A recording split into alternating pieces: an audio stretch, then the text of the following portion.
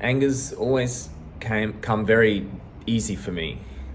It was always sort of my primary emotion in terms of very easy to access most of the time. And anger can be an amazing gift. It has allowed me to create many things. It has been a source of very powerful motivation for me to run towards things, run away from things, to leave things that weren't good for me. It's allowed me to gain skills and abilities and success that without it, I don't believe I could have obtained, because it is a very powerful source of energy and motivation. And it's almost endless in terms of it is able to overcome any state of the body. Tiredness, hunger, fear, all of that can be overcome by anger. So because of that, it's our best friend. It is our superpower emotion in many ways.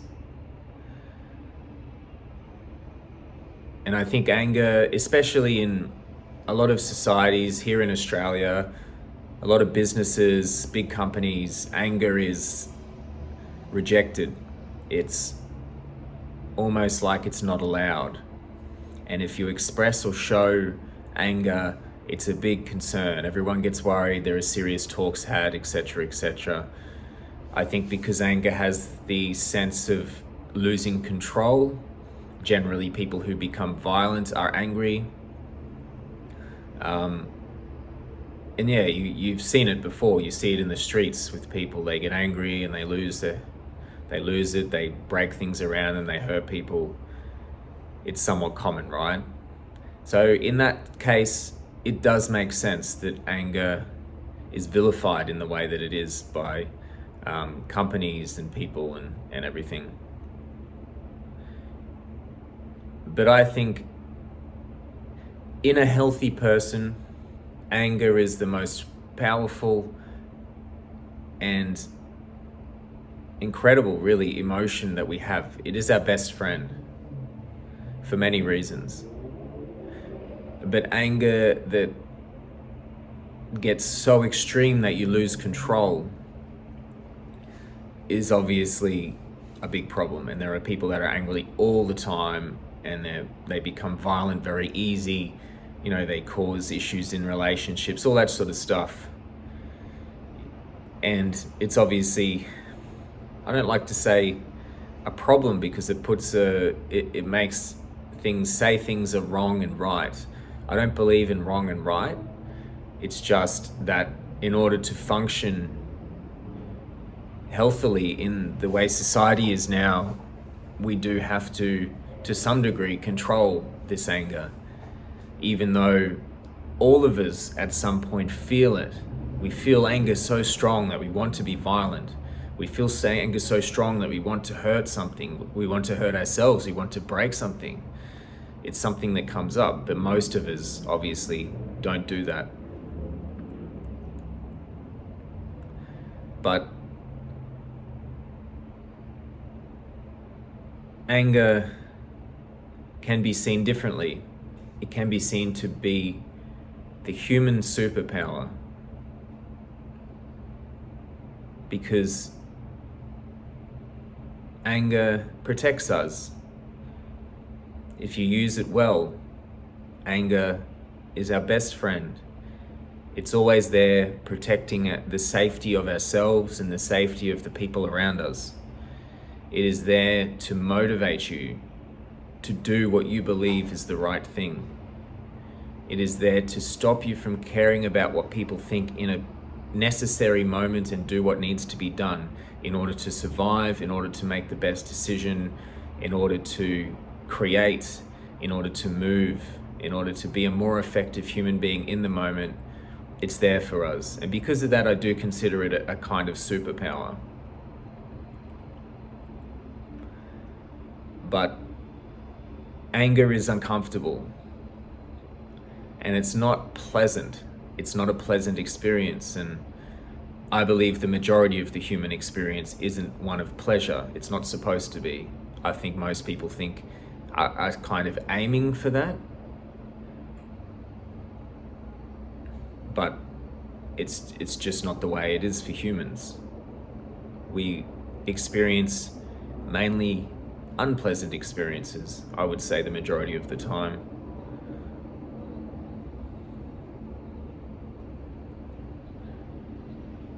But there is a certain power in anger that can be addictive for people. But for me, I never liked it. I was irritated pretty much all the time. And then I was triggered very easily for most of my life because of that. Anger came very easily, very quickly for me. And I didn't like it. I didn't understand it. I didn't know where it was coming from. I didn't know why I was like this all the time. And it's very isolating. People, when I was younger, people around me were able to enjoy their lives. But I was always so awkward and angry and irritated. And at everything. It wasn't even specifically something, it was just everything. And because of that, I did achieve a lot when I was younger. I did a lot of things that I don't think many people get to experience, and I'm very lucky. But the anger was always there, making me feel uncomfortable all the time. And so I was somewhat obsessed with trying to fix it.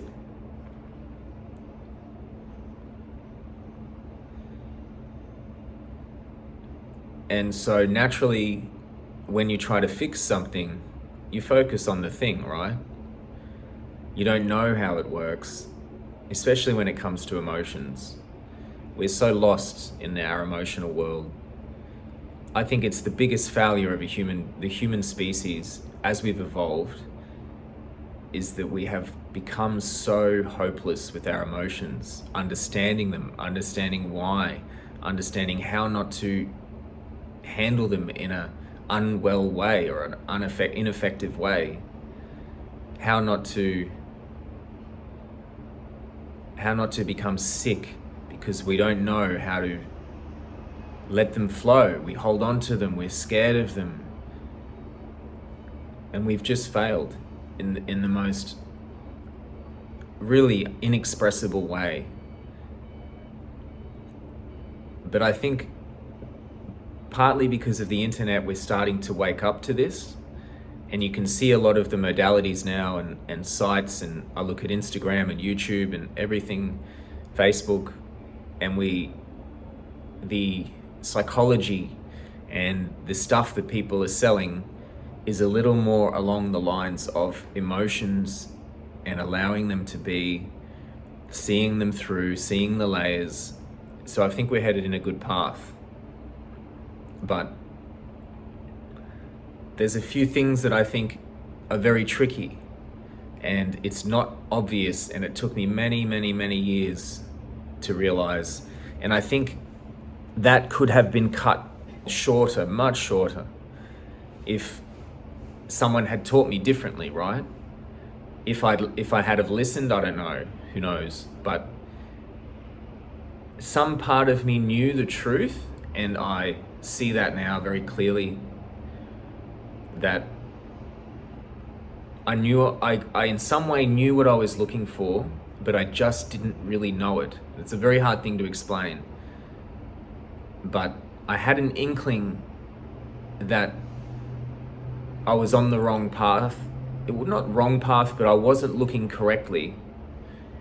I guess I just didn't have the courage, and I was scared to really look where I thought it might be, because where it was what I was primarily scared of, if that makes sense. I'll explain more.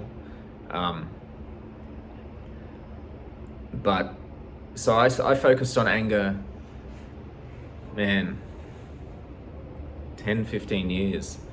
And when I really started getting into the spirituality stuff, I don't like the word. This is about 7, 8 years ago now. I started really heavily in this spiritual journey. I need a better word for it. But I wanted to see truth. I wanted to see what the truth was. So I did a lot of courses and meetings and meditation, etc. That's for another video. But eventually I had a bunch of experiences, and I was resting in this place where my emotions were completely raw, and the anger was so incredibly painful, but I just didn't know where to go with it. So I was just focusing on it and feeling the sensations and trying to figure out what words were in it, and getting as angry as I could inside, doing these exercises, bashing pillows, screaming, yelling, whatever it was. And I kind of in a sense lost my fear of where my anger could go. And it went to some really dark places, because I wasn't allowed to be angry when I was a kid. I wasn't allowed to express any emotion. And as soon as emotions would come up, I would push them down. And so, because my parents, I felt, were very unfair, even as a kid, this made me angry, but I wasn't allowed to express it. So I held on to it, and it came out later. But there's more to it, which I'll get to. So after all, it was years of focusing on anger. And then a bunch of stuff happened. I think it was to do with a relationship, because relationships are the most powerful healers. They're just mirrors. They just hold up mirrors, right? There's no real other person there. It's just all you. And this mirror showed me that I needed to cry. There was one stage, this breakup, and I realized, like, I hadn't cried in so long. I remember I was very proud of the fact that I had never cried for however many years, you know. I remember telling people this at school and after school, and when I was younger, I haven't cried for this long. It's, you know, and this suggests to me that I had a massive fear of crying, massive fear of where it brings you, the darkness, and it's a losing control and stuff. And then anyway, this breakup happened, and I just started to cry a lot. And what I realized, as soon as I would cry a fair bit, the anger would just be gone. I'd just be open. No barrier, just this open field. And then I started to put two and two together, and I realized that maybe the anger is protecting the pain, protecting the grief and the shame, the pain that I was storing inside me, that I hadn't cried for, since I was a kid. Even then, I don't remember really crying much. So then I realized that yes, I'd been focusing on anger, but I didn't get anywhere with it, because it's there to protect me from something.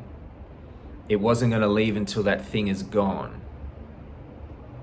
It's like, I don't know what a good metaphor is.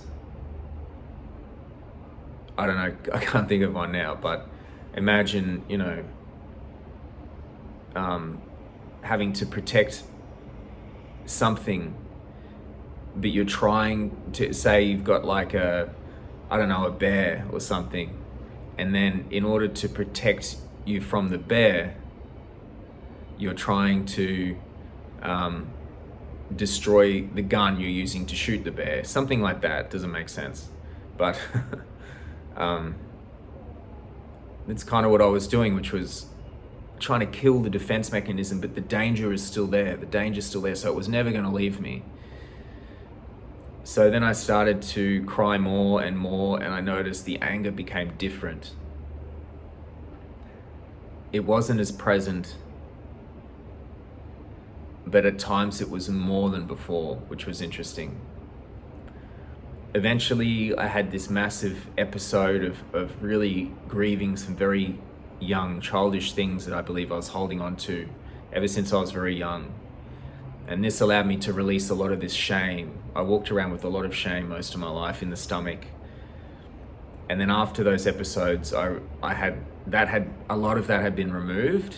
And for a fair while there, the anger pretty much disappeared. It was a good month or so. And then it did come back. but it was different.